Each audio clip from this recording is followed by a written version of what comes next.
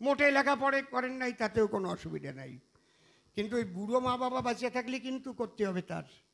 বুঝতে পারছেন? আচ্ছা, সব বলবো, সমস্ত বলবো। আর মূল জায়গায় এবার আমি যাব।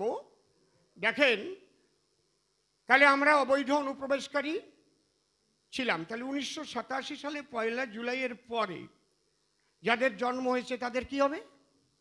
মা অথবা বাবা একজনকে ভারতীয় নাগরিক দেখাতে হবে। এটা কত সাল পর্যন্ত? 2004 সালের 2রা ডিসেম্বর পর্যন্ত যাদের জন্ম হয়েছে। কিন্তু ডিসেম্বরের 3 তারিখে যদি জন্ম হয়, 3 তারিখের থেকে এই পর্যন্ত যারা জন্মাইছে তাদের মা বাবা 2 জন ভারতের নাগরিক হতে হবে, নয়তো কিন্তু ছেলে মেয়ের বার্থ সার্টিফিকেট টেকবে না। কি অনির্বাণ বাবু ঠিক বলছি তো নাকি? আমি তো উকিল টুকিল না, ভুল টুল হলে আপনি কয়ে দিয়েন, ঠিক তো? দেখেন কি সুন্দর কায়দা। তাহলে 2004 সালের ডিসেম্বরের 2 তারিখে যাদের ডেট অফ বার্থ, তাদের মা এবং বাবা দুজনকেই ভারতীয় নাগরিক দেখাতে হবে।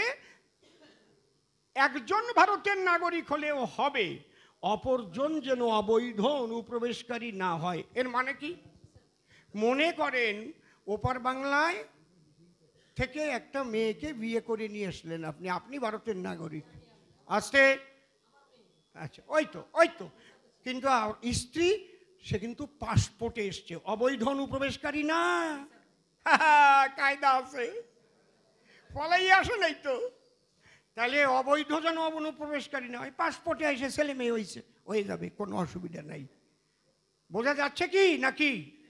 কিন্তু যদি ওই বউডো বিয়ে করে চুপ করে পলাই চলে আসো, তাহলে কিন্তু হবে না। তুমি এই দেশের নাগরিক আর বউ কিন্তু অবৈধ অনুপ্রবেশকারী। তাহলে ভারতের দুজনই নাগরিক হতে হবে, অথবা একজন নাগরিক হইলেও হইবে, অপরজন যেন অবৈধ অনুপ্রবেশকারী না হয়।